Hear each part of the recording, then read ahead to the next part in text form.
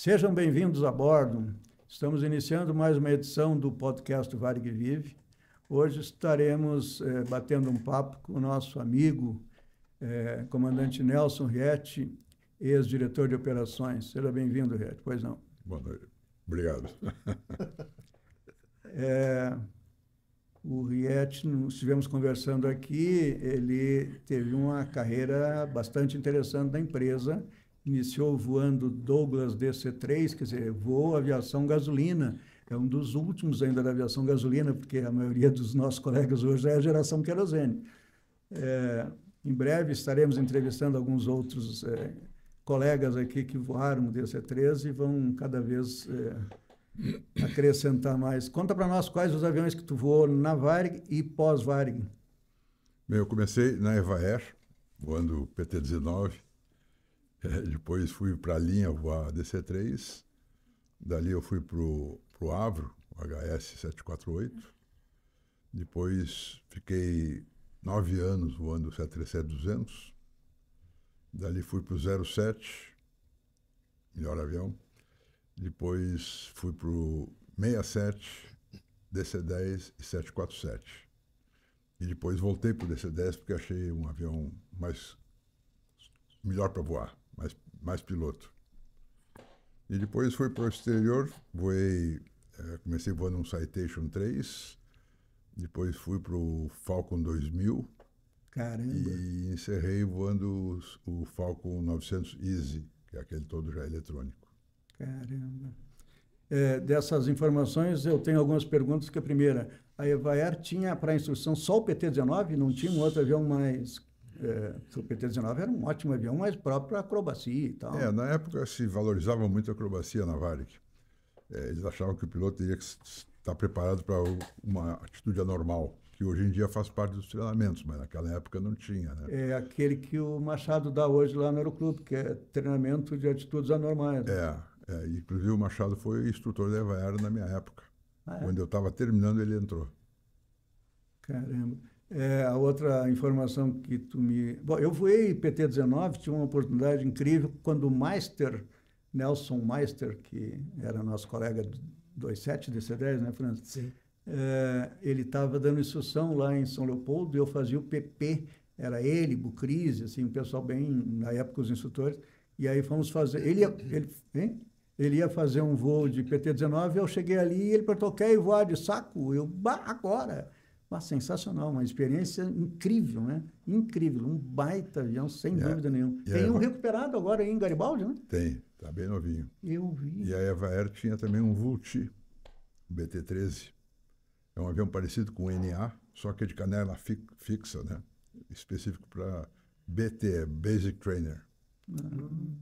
Depois Cessna 150. Não, na minha época só acabava aí. Depois comprou aquele francesinho. Não, mas eu tinha o Cessna primeiro. Não, na minha época era só PT-19. Mas depois ela comprou o Cessna 150. Não, primeiro comprou aquele francês. Diplomata? Não, foi depois. Diplomata. Foi depois. E depois veio o 150. Diplomata, eu descobri que tem um colega nosso, variguiano, que tem um.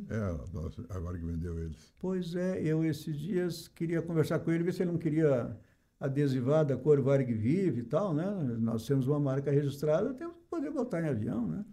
E outra coisa que me surpreendeu nessa tua informação, surpreendeu na boa surpresa, eu não tive o privilégio de voar 707. E quem voa, todo mundo, claro, sem dúvida, é um avião que fez uma... O 07, na realidade, ele é o DC-3, respeitando-se as épocas, né? Porque o DC-3 foi o cara que desenvolveu a aviação motivado por pós-guerra e ter sobrado tantos aí, todo mundo comprou, e aí ficou um avião durável. E o 07 foi o avião intercontinental, que foi um sucesso, né? Porque ele concorreu com o Convair 990 e com o DC-8, mas ganhou como diz o gaúcho, de vareio. É surpreendente. O 07 foi fabricado, não sei quanto, estão voando até hoje, aí, tá? Cargueiro aos montes, né? Avião bom. Avião bom, mas eu andei bastante extra com ele, eu me lembro que ele era pouco hidráulico, né? Ele era quase tudo cabo.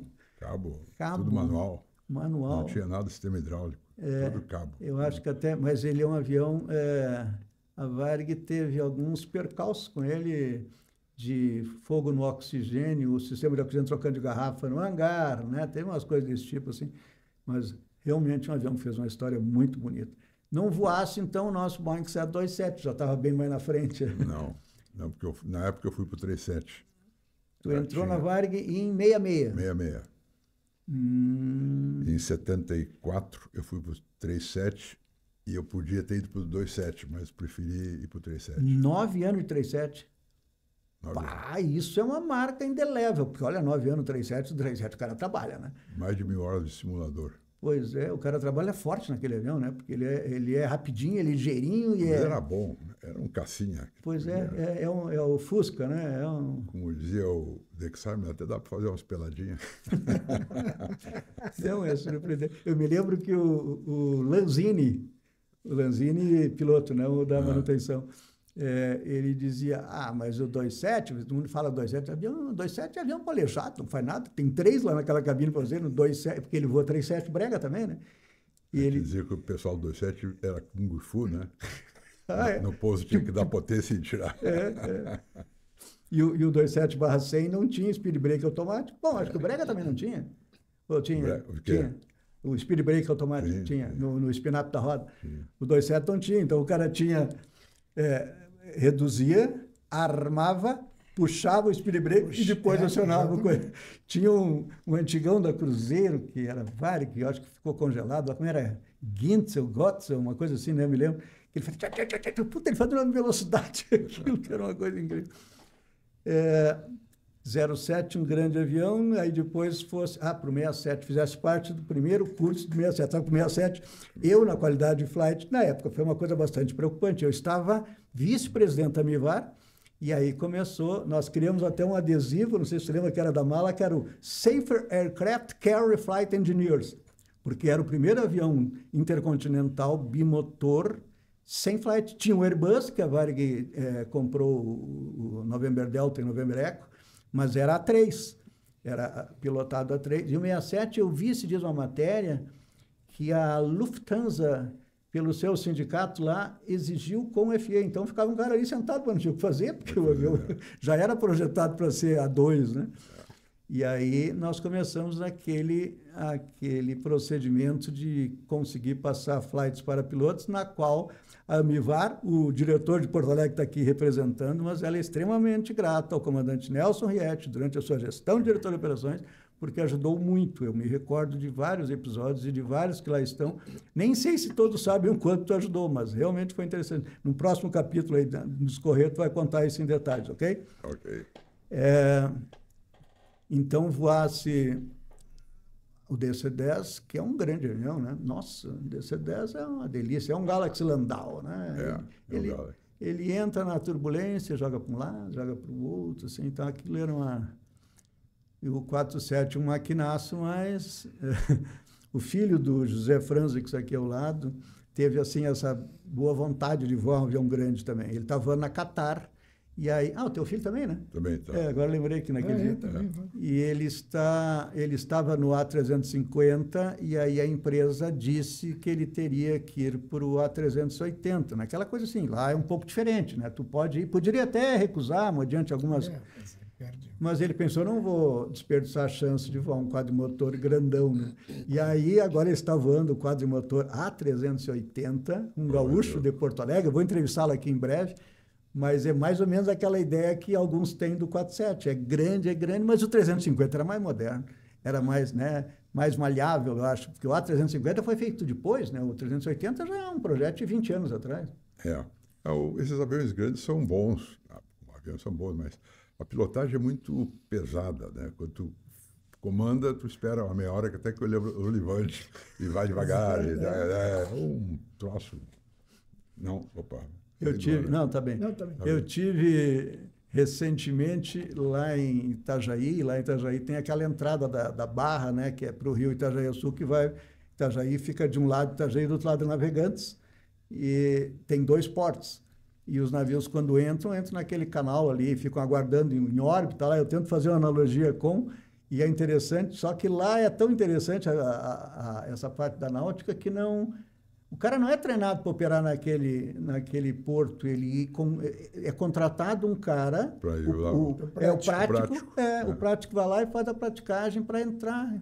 Claro que isso em avião não descobriram, porque o cara ia ter que voar, ter que embarcar em voo, né? Não seria lógico. Bom, poderia ser no Heródoto anterior, mas aí é 12 horas antes. Mas se pensar isso, é uma diferença forte entre a tua função enquanto comandante de fazer operação em qualquer aeródromo do mundo, mesmo que nunca tenha feito nenhum procedimento anterior, e o cara que é capitão. Ele só faz uma parte, ele leva em cruzeiro, porque quando é a operação de chegar, a praticagem que faz. E aí tu falou do 47 devagar, aquilo ali é igual, né? O cara tem que dar um pé algumas milhas fora para o troço, né? Até o navio chegar para lá, chegar para cá. Vai 2 rebocadores ali, é estreito, mas é lindo, né? Nós estivemos lá, né? Se tu ficar na beira daquela parte do mole, pô, tu enxerga o navio assim, pertíssimo, aquele troço grande. Esses dias entrou um lá da BID, lá carregando não sei quantos carros, enorme lá. É importante lembrar, nós tivemos, durante o período que eu estive voando e durante o período que estive envolvido com a instituição de classe Amivar, numa oportunidade, o comandante Riet era o superintendente de operações de São Paulo. Era esse o título? Era o superintendente. Nós tivemos a nossa sede ali em Congonhas, naquele prédio lá que o pessoal chamava Balança Mais Não Cai. Como é que é o endereço ali, Franz? Vinícius de Moraes, não sei o quê, né? Quase na esquina. Vieira de Moraes.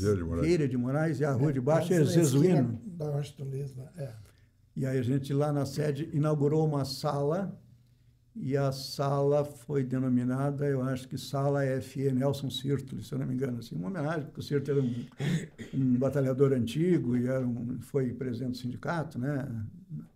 Eu até tenho com a família Sirtoli, vou aproveitar para falar em microfone, mas uma boa dívida, assim, porque eu me envolvi com a instituição de classe, me envolvi exatamente por eles, porque eles nos explicaram, olha, que é muito importante a gente estar junto e tal, né? O grupo associativo da Amivar, assim como o grupo da Apivar, assim como o grupo, porque a gente é bastante unido e tal, e eu investiguei, eu gostei, eu já tinha essa coisa que até hoje estou carregando aí, né? Sou agregador e gosto de levar, e aí compra um Vitor Lima Delta e é uma confusão, mas estamos aí.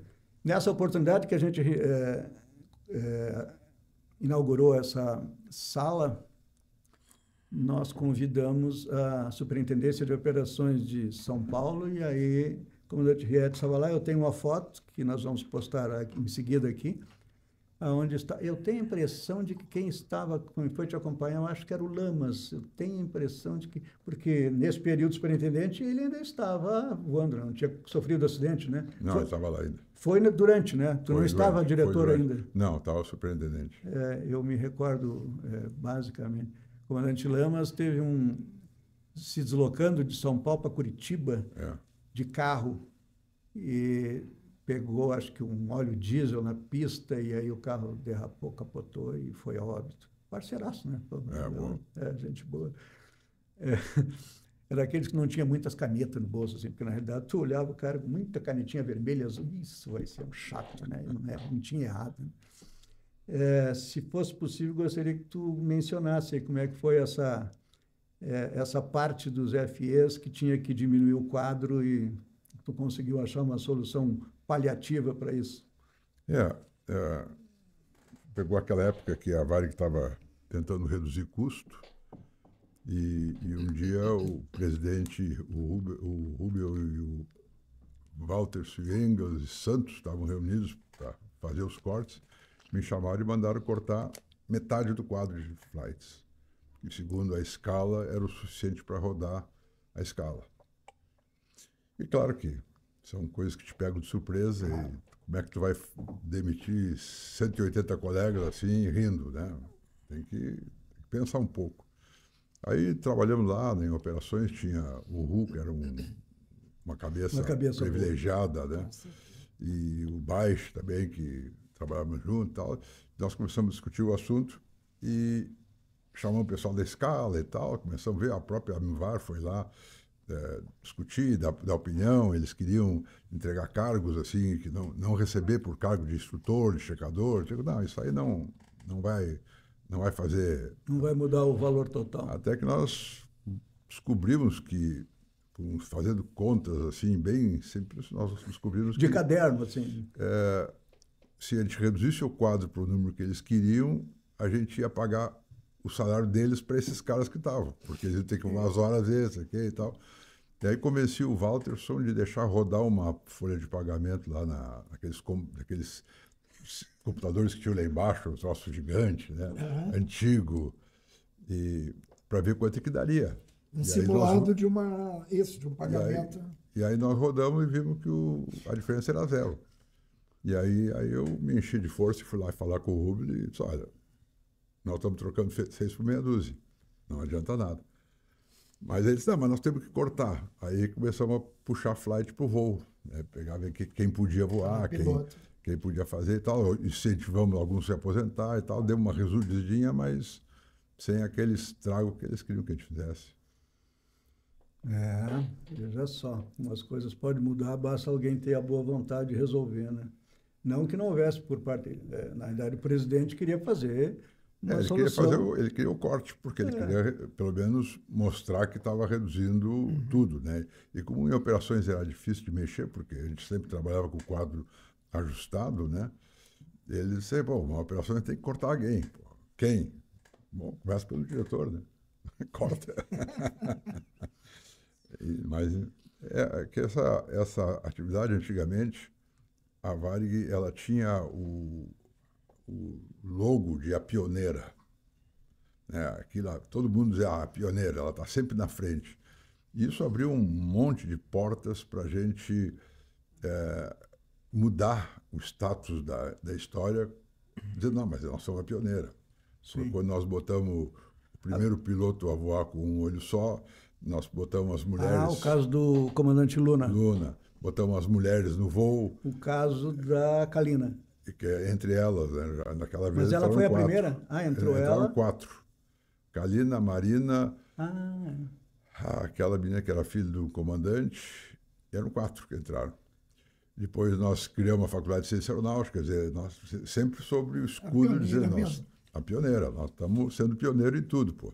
Sim, mas essa liberdade de ser pioneira tem a vantagem de que exatamente trouxe esses avanços. Tá? O exemplo que tu acabou de mencionar, que a Faculdade de Ciências Aeronáuticas foi a primeira do Brasil, que hoje é um sucesso em todos, claro que com as suas devidas, né, dificuldades, motivado pela situação econômica do país, mas esse foi um pioneirismo forte. Né? E esse pioneirismo, que foi um trabalho bem complicado, né, porque tu vai fazer uma faculdade num lugar que não tinha nenhuma no Brasil. Quem é que ia acreditar em ti? Exatamente. Mas, graças a isso, todos esses pilotos que estão voando aí fora deram um status ao piloto brasileiro que não tinha antes. Né? Está todo mundo empregado e tudo é bom piloto, e os caras até querem o piloto brasileiro. Não só pela sua qualificação técnica, mas pela personalidade brasileira de se adaptar a qualquer circunstância. Quando os outros são mais resistentes, japonês, alemão, tudo é alemão, né? Não, o brasileiro vai dar um jeito, ali para o churrasquinho, tá bom. O que surpreende é que mas o motivo também é o fato de que não existia mais aquela escola de formação como tu fez, que era a EVAER, antes VAE, né? Que a VAE foi a precursora da EVAER, iniciando com um avião planador, né? Eu acho que o pai do Hull era um dos instrutores. Chefe, e o Meneghini, eu acho que o pai do Meneghini... Também voava lá. Eles tinham... Eu vi umas fotos aí, em breve a gente vai explorar isso, que eles decolavam no morro ali, atrás, na Zona Sul, ali, né? Ali perto de onde é o Farroupilha. Isto, exatamente. Aquele morro eles treinavam ali. Boa Vista, Bela Vista. Eles jogavam ali para baixo daquela rampa. Depois tinha que puxar de volta o avião no MUC, trazer para cima e largar de novo. Quer dizer, fazia 3 voos por uma tarde inteira. Depois... Aliás, uma coisa que pouca gente sabe, quem foi o segundo presidente da Varig? Assis Brasil. Eu descobri isso também. Por 2 dias. Teve um acidente, né? Caiu um acidente buscando um planador da VAI ali em Cachoeirinha. Pois é, vamos até abordar melhor isso, porque eu fiquei surpreso com isso. Assim. Na verdade, o Otto Ernest Meyer estava com aquelas restrições motivado pelo motivo da guerra, né? Então não podia ter empresas gerenciadas por germânicos. E o Assis Brasil era o indicado pelo governo do Estado, que era acionista, né, da empresa. E ele era instrutor, né, Ele era da instrutor, VAE. ele voava e era da instrução da VAE. E era um cara bem relacionado com o grupo de Sim, pilotos em geral, sim. mais do que o Rubem Berta. O Rubem Berta era administrativo lá, contabilizava, reclamava, contava a hora, né, certo? Essas coisas assim.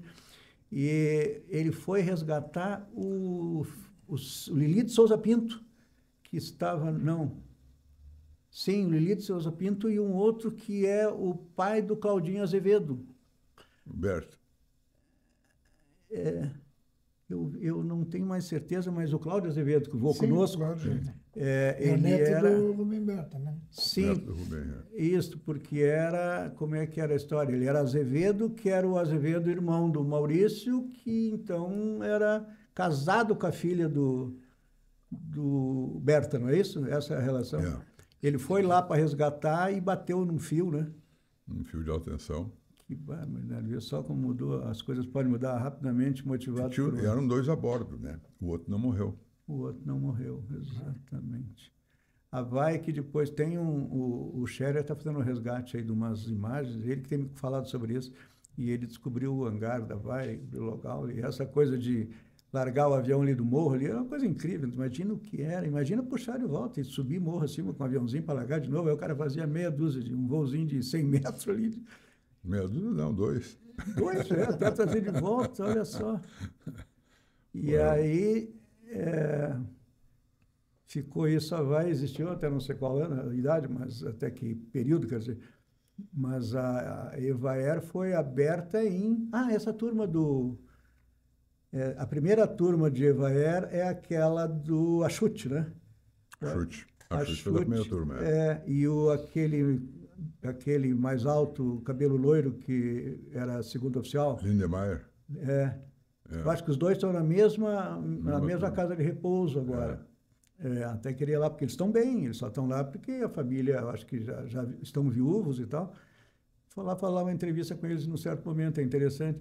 A primeira turma, o Axute voou da primeira turma até o 747, né? Ele saiu no 747. Imagina, essas pessoas fizeram a história completa. Apesar de que eu acho que nessa turma já não tinha mais o F-13, né? Não voaram. Eu acho que de F-13 não tem mais nenhum piloto vivo. Não sei.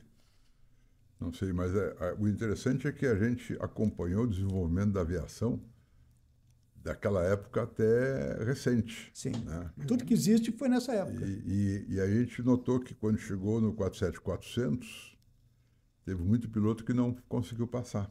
Sim. Porque não conseguia se adaptar à nova tecnologia. Sim. Foi um dos motivos mais sérios pelos quais nós criamos a Faculdade de Ciência Aeronáutica. Porque nós precisávamos preparar o piloto para mais adiante. Mesmo.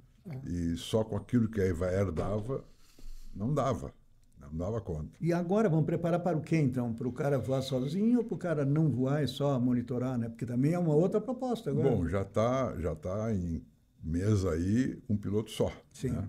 Já tem, a Boeing já está com o projeto de um 777 monopiloto, muda a cadeira para o centro, Sim. como era o Dragon Rapid. Dragon Rapid. E voa sozinho. O outro piloto está dormindo, né? Mas tem apoio de terra. Sim. Em terra tem um piloto com 3 ou 4 voos e ele é o copiloto de cada voo e ele fica conversando com todos eles e tal, enquanto que o cara está para não ficar sozinho. Parece ser impossível, mas em breve, daqui.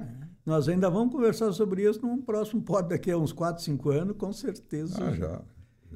Tem... Comandante Vietti, deixa eu fazer uma perguntinha. Na época que chegaram os 47400, o senhor já era diretor de serviço, diretor dos pilotos. Como é que foi? Conta um pouquinho como é que foi a chegada desses aviões, porque a Varig foi pioneira, inclusive, na chegada dos Jumbos. Não teve outra empresa no Brasil que teve o Jumbo, né? Não. E o Jumbo 400 foi assim, na época era o top de linha da Boeing, era o 400. Como é que foi essa chegada desse avião? A Varig foi lá, negociou, comprou, botou o avião para voar, as rotas que eles fizeram, como é que foi? Bom, essa compra foi complicada, porque na época a Varig já não tinha muito crédito para compra de avião. Os bancos não queriam emprestar. E o único banco que emprestou foi o Banco do Japão. E a compra foi feita em ien, na época que o ien não valia nada. Por isso que falavam que o leasing era uma fortuna. Em seguida, o ien supervalorizou. Disparou. E aí a Varig passou a dever 3 747 para cada um. Então aí começou a grande complicação da chegada do avião. E o avião em si foi uma transição muito complicada, porque os pilotos mais antigos, primeiro, eles estavam super acostumados a voar com flight. Sim. E de repente o cara estava sozinho. Sim. Naquela época nós já tínhamos colocado copiloto no 747. Sim. Então o avião voava com copiloto. Que não era um antigão. Aí o comandante se sentia mais acuado ainda dentro da cabine. Ele estava sozinho aí mesmo, né? Então, e ainda tinha essa tecnologia nova de EFIS, de plano de voo por eletrônico e tal. Então foi um teste duro para muitos pilotos da Varig, né? Pois é, surpreendente. Eu tenho conhecimento de alguns que voaram lá que eu pensei, cara, porque nós estamos aí enfrentando diariamente essas adaptações do nosso iPhone, em que tu tem que baixar o aplicativo, em que tu tem que te habilitar para receber o Microsoft Teams, para ganhar o Google Meet, e já é complicado. Nós estamos se mantendo porque somos, né, resistentes, mas repentinamente tu tem que sair de um cockpit, de um avião clássico, pilotado a 3, onde tinha um outro cara que era um primeiro oficial, que era um comandante com a mesma bagagem dele, e um flight que conhecia tudo de sistema e tal, e aí de repente está 2 num avião completamente... realmente foi uma... Quando eu fui para operações... Que ano foi? Em 90. Lá, 90... 1990. De quê? De diretor? Diretor. Superintendente de São Paulo, a partir de que data? 86. Até 90. Até 90. E tu assumiu junto com o Rubel. Assim, O óbito do Hélio Schmidt... Era Milton José Comelato, diretor de operações, e aí tu assumiu... Isso, aí a Varig resolveu, por indicação do Engels, fazer a primeira vez a seleção para diretor de operações, porque antigamente era nomeado pelo presidente. Até então era o presidente que nomeava. Mas o Engels convenceu o Rubel que tinha que ser por um processo de seleção. Então juntaram aí 12 comandantes para fazer a seleção. E eu estava no... Mas o juntar também não dependia do cara se inscrever, dependia de alguém chamá-lo. O Conselho de Administração da Varig passou pelos nomes e escolheram 12 comandantes. E o teu estava lá. Fleming, um monte de gente topo, né? E eu estava lá. E aí, Mas tu já tinha bagagem da superintendência em São Paulo? Tinha, mas eu também tinha ali piloto-chefe, tinha gente com o RU, estava lá, né? Eram todos candidatos. Mas a seleção era feita pelos membros do Conselho de Administração, que eram as pessoas mais antigas. O Schettini era um deles, o Engenheiro Araújo, era tudo gente topo, né? E a entrevista foi uma entrevista longa, eram 2 horas, 2 horas e meia por cada um. Caramba. Onde os caras simulavam situações e tal, isso aqui, e queriam ver a tua reação. E fizeram a primeira seleção, tiraram a metade, e aí fizeram uma segunda seleção, sobraram 2, eu e o Ru. O dupla boa, hein? E aí os caras ficaram num pepino, porque o Rubel preferia o Ru e o Araújo me preferia. Achou que eu tinha saído melhor. E como é que desempata? Aí o Rubel chamou o Ru para a última entrevista e perguntou para o Ru se ele seria o meu piloto-chefe, caso eu fosse nomeado. E o Ru, lógico, como sempre, falou naturalmente, eu estou aqui para servir a Varig, blá, blá, blá. E aí, quando eu entrei, o Araújo fez a mesma pergunta. E eu disse, não, eu sou superintendente de operações de São Paulo, não vou ser piloto-chefe. Está resolvido. Ele perguntou a mesma coisa para mim. Se tu seria o piloto-chefe do Ru. Eu disse que não. Que eu era superintendente, eu era um cargo mais alto. Só porque eu uso, né? E o Araújo olhou para o Ru e falou... resolvido. Sim, mas aí tu ficou diretor, o Ru ficou de piloto-chefe. Aí o Rubel me pediu... Antes do Ru era o Hugo, né? Hugo, Hugo Dentzen. Então, eram as coisas assim que aconteciam, né? A administração foi mudando. Sim. Né, com o tempo. Tu tens contato com o Engels? O Engels tenho.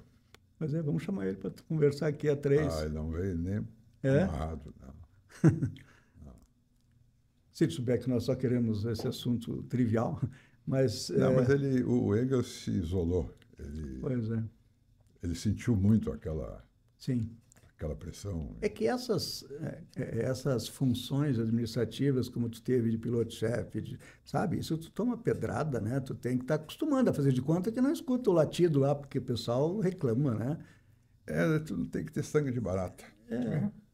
Tem que ter sangue de barata. Não pode te influenciar no primeiro troço. Tem que dizer, espera um pouquinho que vai cair a ficha. Sim. Né? Porque ninguém é totalmente ruim e ninguém é totalmente bom, né? Tem coisas boas e coisas ruins. Então, se tu reage, tu queima. Então, espera. O cara está falando aquilo porque ele tem alguma coisa a dizer. Escuta. E ali eu tinha a sorte, porque eu tinha dois caras, o Ru e o Baix, que eram puro coração. Eles não tinham espaço dentro dele a não ser coração. Eles queriam resolver o problema de todo mundo. Eles chegavam e... não, para aí e tal, eles acomodavam. Então, mesmo que eu sofresse assim, um ímpeto de fazer alguma coisa, eles me seguravam. Não, olha aqui, ó, papai. Então, nós fizemos uma administração muito equilibrada, porque a gente compensava as falhas dos outros. Então, juntava tudo, só ficava coisa boa. Né? A sinergia administrativa. Mas é que no grupo de voo, eu, na medida que fui me envolvendo mais, e aí nas gestões de presidente da Mivara, a gente começa a conhecer todo mundo, né? Aí tu não conhece só aquele avião que tu voa. Mas tem gente que copia fofocas sem nunca ter visto. Ele repassa para frente, falaram mal do Oscar Birga porque não sei o quê, e aí daqui a pouco lá na frente tá, sabe, uma coisa incrível, assim, o pessoal só faz por fazer, não há muito profundidade. Não dá para se levar, como tu diz, não pode se incomodar nem ficar. Porque tu acabou de mencionar duas pessoas que o Ru, reconhecidamente, como um cara realmente competente, escrevia bem, fazia, né? Ele tinha aqueles nice to know, lembra? Que eram aquelas coisas do simples, assim. A semana ainda haviam mencionar que era aquele descanso durante o voo com TAA-3, e aí tu tá meio cansado, dá uma fechadinha de olho, te permita 10 minutos estacado e repassa para o teu copiloto a operação durante o voo cruzeiro. Ele escreveu algo sobre isso, coisa que não pode, todo mundo fazia, né? Cada uma fechadinha de olho, mas tá ligado. Quando o cara fosse passar a posição, ia ter que acordar, porque escutava, né? Mas o Baixo era reconhecido por um cara duro, né? Mas era duro de enfrentamento, mas depois ele ia lá e... Resolvia a ficha do cara. Madre Teresa era o apelido dele. Ele chegava lá e disse, Madre Teresa voltou aí. Interessante, bom isso. Ele teve... Bom, eu vi ele naquele evento aqui em Porto Alegre e mesmo assim também, ele teve lá, nós temos uma locadora de carro, né, eu e o França, e ele uma vez alugou um carro conosco e os filhos também já alugaram, assim. Acho que eles estão na Ásia, né? No Catar. Estão no Catar também, todos, né? Um está no Catar e o outro está no Emirados. Viu só? Não é só o teu filho que está lá. Já está a turma grande, né? Pois é, e é surpreendente porque nessa época que nós voávamos, a época que tu saiu, não existia uma Ásia para voar ainda, né? Não. Nada. É surpreendente. Se tu olhar a história deles, assim, eles não... O cara, só o Sheik tinha o carro. O único carro do país era o Sheik. Eles andavam de bicicleta, camelo e coisa do tipo. Agora, em 1970, é surpreendente, 80, eu acho. Quando os guris foram lá para o Catar, 16 anos atrás, não tinha cidade. Era canteiro de obra. Em Doha. Canteiro de obra. Tinha 20 e poucos aviões a companhia. Ia receber. E eles foram para lá e campearam tudo. Cara, eles foram pioneiros mesmo. 20 e poucos aviões, certo? 37... Não, tudo era 67. Tudo 777. Compraram o top de cara. E aí começaram a crescer, foram comprando e recebendo. Hoje tem 250 aviões, sei lá. Sim, mas eles são petrodólar, a fonte o petróleo. Gás. Vende para a Europa. Grande produtor de gás do mundo. Mas o importante é que o Catar tem um dono. O Sheik é o dono do país, terra, tudo dele, ninguém. E há 20 e tantos anos atrás, ele teve a ideia de construir uma cidade e desenvolver aquela região e tornar um polo de alguma coisa. Então, toda a cidade foi construída num conceito gigante de harmonia de prédios, ruas largas, reaproveitamento de água, dessalinização da água. Tudo isso aí foi feito por esses caras ele contratou gente de fora, mas ele teve a mastermind, né? Sim. É surpreendente. Mas quando eu entrei na Evaer, o meu instrutor de navegação foi o Rubem Bordini. Sim. Tem vários livros dele, excelentes, por sinais. E o cara E foi ele que plantou a semente da Faculdade de Ciência Aeronáutica, em 1966. Ele dava aula e ele dizia assim, isso aqui está errado. Isso aqui tinha que ter mais, o piloto tinha que ter mais formação e tal. E aquilo ficou no nosso grupo, né, como uma coisa para o futuro. Aí, em 91, eu fui para Los Angeles, a convite da Douglas, que estava lançando o MD-11 e queria que a Varig comprasse o MD-11, e fez uns 4 dias de seminário sobre aviação em Los Angeles. E um dos palestrantes era o presidente do Sindicato das Empresas Aéreas dos Estados Unidos. Bom, aquele gringo forte, falando grosso e tal. E eu era diretor de operações novinho, estava olhando para os parceiros, ver como é que se eles riam, eu também ria, se não chorava, eu chorava. Se aplaudir, vão aplaudir. E o cara disse, não, o negócio é o seguinte, as empresas estão gastando muito dinheiro com os tripulantes. E piloto tem que ganhar bem porque ele tem poder de decisão. Se a gente tirar o poder de decisão deles, e ele só for de A para B e não tiver que decidir nada, não precisa pagar isso tudo. E entre paredes sobra mais dinheiro para comprar o meu MD-11. Né? Aí eu saí dali, voltei para o Brasil, tudo escritinho, né, cadernetinha e tal. Cheguei, reuni o baixo, o pessoal disse, olha, a reunião foi assim, fizeram isso, fizeram aquilo e tal. E o cara disse isso. E o pessoal disse, pô, isso aí é coisa lá dos gringos. Coisa de gringo. Isso aqui não acontece e tal. Tá bem. Tá bom. Aí mas quem sabe a gente examina, não, nós temos coisa mais para fazer, vamos, esquece, tchau. Aí eu precisava de uma secretária nova. E eu fui lá para o Rubens e disse, olha, eu queria contratar uma secretária de fora que fosse bilíngue, que mexesse em computador, que fizesse taquigrafia, enfim, tudo aquilo que uma secretária de diretor tem que ter. E o Rubens disse, olha, Ariete, procura internamente, faz uma capacitação interna, se não conseguir, eu te autorizo a pegar de fora. Aí eu fui em Recursos Humanos, era aquele grandão lá que era diretor de Recursos Humanos, o Junqueira. Junqueira, filho do Junqueira. E ele juntou o pessoal dele e disse, olha, vamos fazer aqui o programa de seleção e tal, não sei o quê. Então, o que ela tem que saber? Tem que saber isso, tal. Montamos, fizemos uma licitação interna, nada. Porque um dos requisitos que o Recurso Humano tinha colocado é que a secretária tinha que ter curso superior. E aí ninguém passou. E aí um dia eu encontrei uma menina que trabalhava na reserva. Candidata. Tinha se candidatado. E aí eu disse, estou muito chateada porque eu queria ser sua secretária, mas não deixaram. Digo, como não deixaram? Não, uma das exigências era ter curso superior e eu não tenho curso superior. Digo, olha, o mundo está em progresso. Hoje em dia, para ser secretário-diretor, tem que ter curso superior. E ela falou, E seus comandantes têm? Eu já tinha escutado essa história. Aí eu disse, bom, chama a turma. Olha só. Eu ouvi um troço que eu não queria ouvir. Olha só. Chama o Dexheimer. Dexheimer te encarrega. E ele que fez. Ele que procurou aqui as faculdades e tentou na URGS para ver se conseguiu um curso de graça, né? Porque ele era tal. Não, a URGS não teve interesse. E no fim, acabou na PUC e que foi um casamento perfeito. Sim.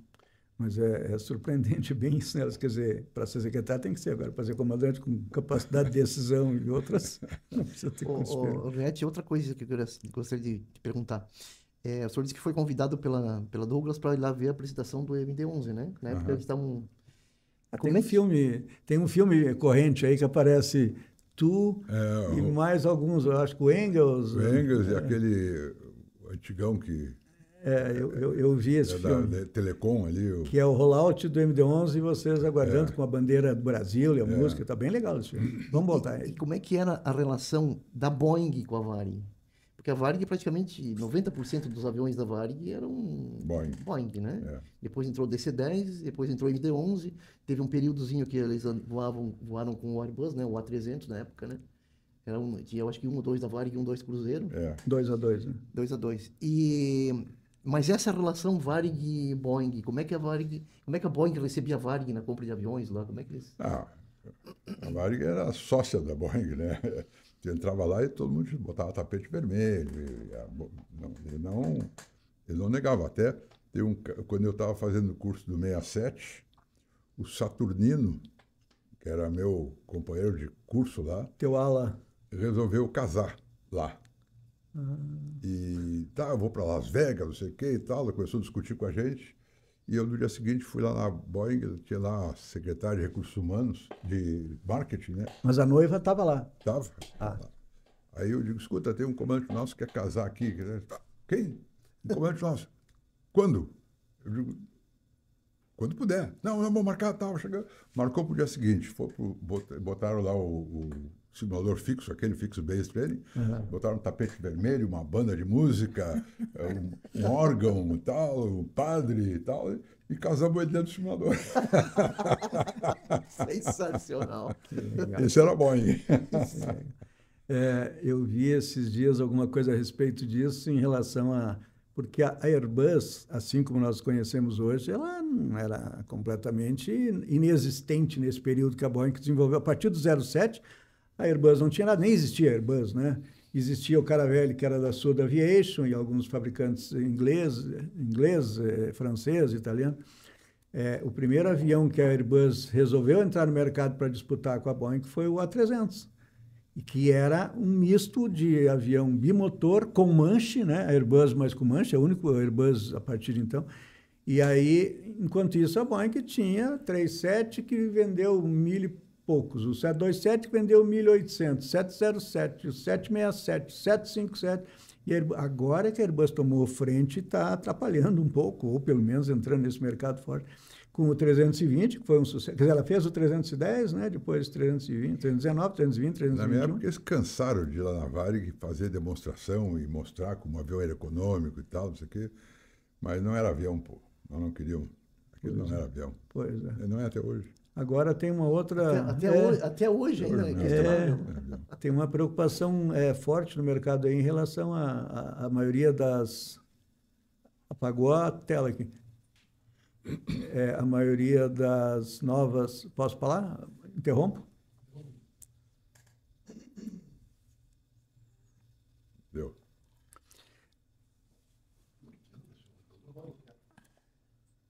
Soltou lá? Como é que dizia o simulador do Vitor Lima? Solta o carrinho! Solta o carrinho lá de Djalma. Djalma, solta o carrinho. Era um simulador com um carrinho que é lá na frente, dá para ter uma imagem.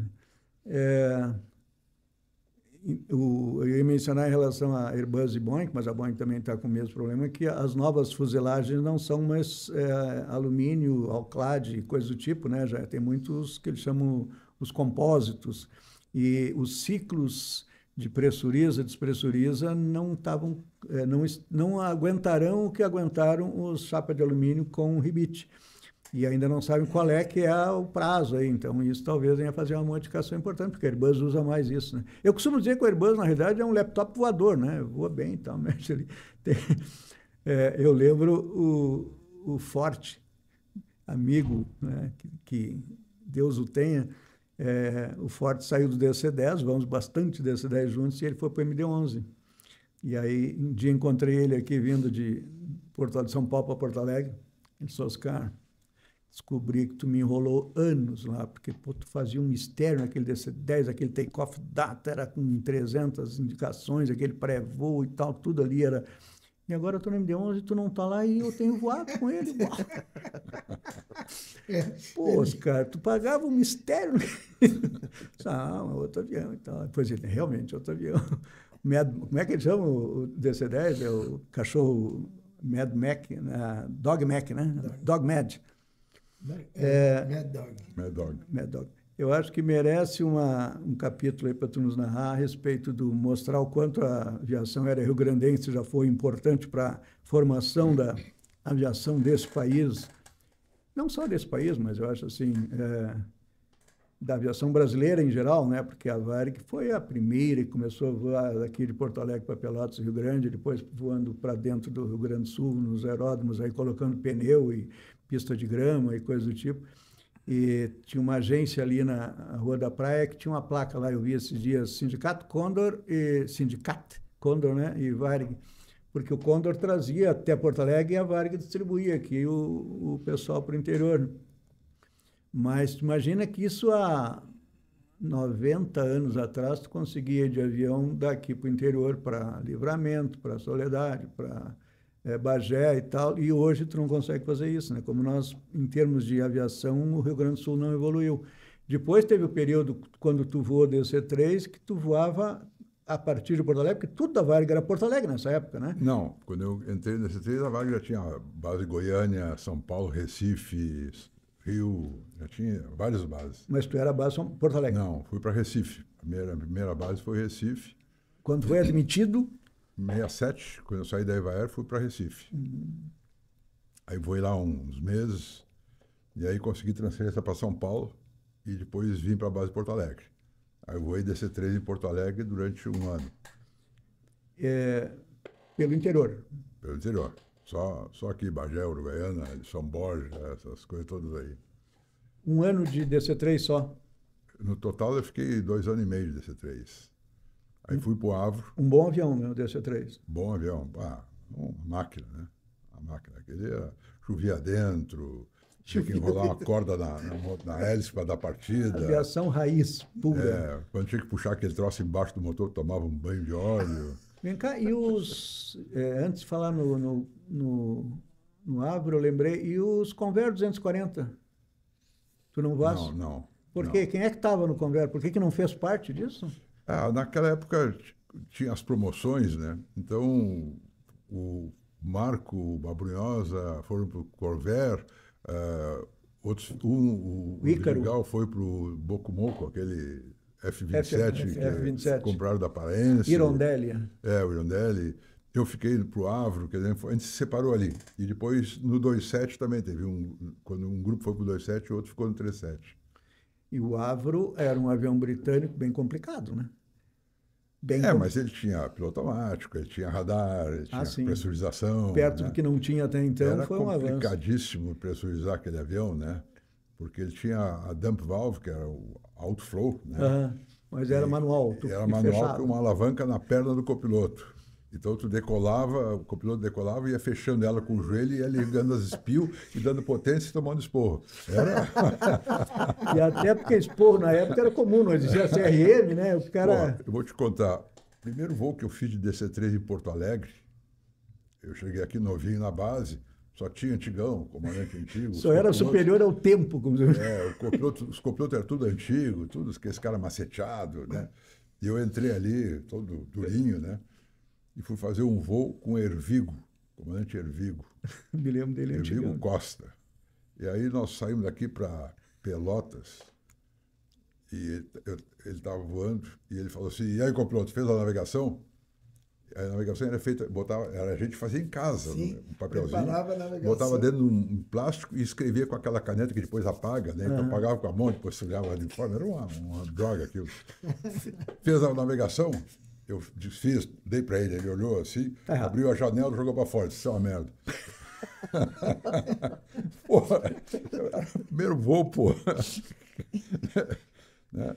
Então, era bem raiz. Bem raiz. O negócio era raiz. Eu sei que o abastecimento, o copiloto tinha que subir na asa para olhar com a régua depois, né? Subia na asa com a latão com a camurça, a mangueira, a régua, de noite a lanterna e quando chovia um guarda-chuva. Tudo isso em 2 mãos. Abastecimento. De vez em quando tinha que olhar o óleo, né? Gasolina de sempre tinha o 115, óleo escorrido, não, né? 140 octanos, não era? Gasolina fortíssima, imagina. Aquela verde, né? É. E a gente escorregava naquela asa, descia pela asa e tinha um escorregador, assim, pum, caia lá embaixo. O DC-3 tinha uma porta do lado esquerdo, do lado do comandante, que era usado para alguma coisa? Era carga. Ah, para colocar alguma malote ali, Malote, coisa do tipo. Ah. E tinha uma escotilha em cima, que era para ver as antenas, aquelas de gônio, que troço que ficava em cima. E aquela escotilha, naturalmente, com o uso da borracha, e chovia na gente. Então, em chuva forte, corria água pelo colarinho, assim, ia voando e chovendo dentro. Aguentando o filme. Eu vi que tu mostrou, um dia nós temos uma visita lá no Alfa November Uniforme, aquela rodinha da cauda, ela era livre durante o táxi e depois tu bloqueava ela para não perder a reta. Para não perder a reta. E bloqueava no início, né? Mas então o controle direcional de steering no solo era por motor. Pé, freio e motor. Pé, freio e motor. E na corrida, claro, já Aí era... quando alinhava, tu botava a rodinha, o cara dava uma mexidinha no pedal para ela falar, clac, pegou. Aí tu acelerava para ele manter a reta quando estava 3 pontos. Sim, aí quando tu empurrava, aí era no pé. Sim. No pé pelo efeito Leme, claro. Sim, ficava 2 pontos e ia só o pé, né? E aí depois Hawker Siddeley 748. 748. Ele tinha uma partida, uma injeção de metanol. Água metanol para aumentar a potência de decolagem. Aumentando a potência porque diminuía a temperatura de alguma área, não? Não, o motor dava X, aí eles injetavam metanol junto e ele aumentava muito a potência. E era com a mão, a injeção, esse controle? Não, eram 2 chavezinhas que tu ligava ali no painel e ficava ligada, luzinha verde. Quando ele passava de uma certa rotação, ele entrava. Aqui em Porto Alegre, aquele acidente que teve com o Álvaro aqui, era o Nelson Corrêa, o aluno, e o Ronald, não o Beno, o Ronald, o comandante. E eles resolveram simular uma decolagem monomotor. E aí foram dando potência, o avião correndo, dá mais um pouquinho e tal. Quando chegou na MCO, ele enfiou o resto e aí entrou o metanol e foi para o mato. Entrou de repente, entrava e... Era motor Dart, né? Rolls-Royce. Dart. Barulhento, né?